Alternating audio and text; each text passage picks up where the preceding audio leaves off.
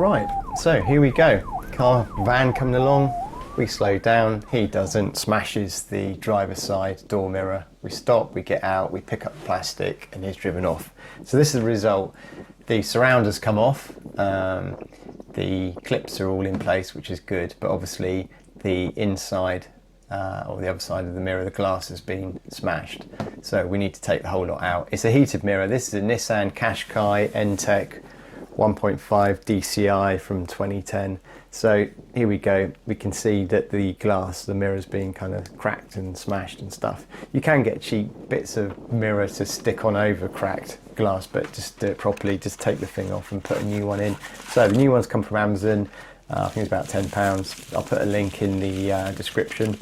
But here we go. So it's obviously the heated one. So it's got the two connectors on it, terminals, and it's got the fixing plates. The terminals, they can fix on either way around. They don't have to go, there's no plus or negative, so they just whop on. And there you go, you can see that that fit, but we've got to get this one out. I decided to go about it not very carefully. So first things first, you want to probably get some gloves and also do what I did and get some tape, some strong tape, just so the shards of glass don't fall out on the floor and pets and children walk on them. So put the tape on, that will just stop all that glass going everywhere if it does fall apart, and also hurting your fingers if you haven't got gloves on, which you should have gloves on. So here we go, taping it up, making it nice and safe, and then we get our fingers in, and then we think, oh, we should put our gloves on. So we pop our gloves on, and then we pull this out. There might be some release tabs from the other side, but I didn't see any, so this is what I did. Put in even pressure both sides where I could, just pull it out slowly and it will pop out. Just obviously it's motorized, so you want to give it a little bit of care and attention, but they seem to be quite tough because that got smacked by a van mirror. So there we go, and that's it popping out.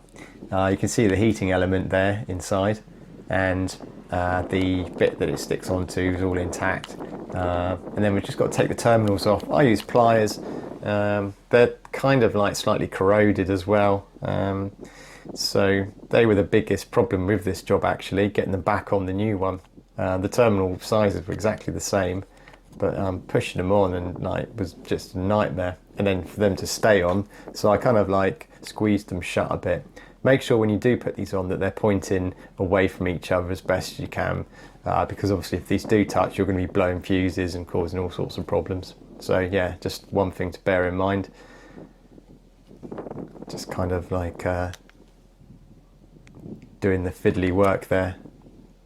And then really it's just a case of offering it up. I had the back motorized bit where it clips in fairly flat and then pushed in the middle.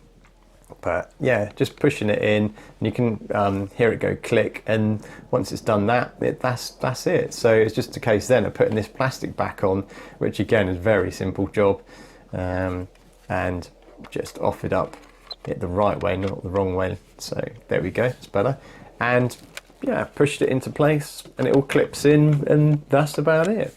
It did cause some damage on the outside, so I got some matching touch-up paint and then just dabbed it on with a cotton bud. Rather than using the brush, you get a better kind of finish, as it were. But yeah, and that's it. So the final part really is to test the motorised mechanism. I couldn't really test the heated. I could have sprayed water on the mirror, then put the heated on, but I didn't have time, so I was just checking the motorised section. So there we go, that's it. It is literally probably a 3-minute job. So thanks for watching, don't forget to rate, subscribe, and I'll see you in another one.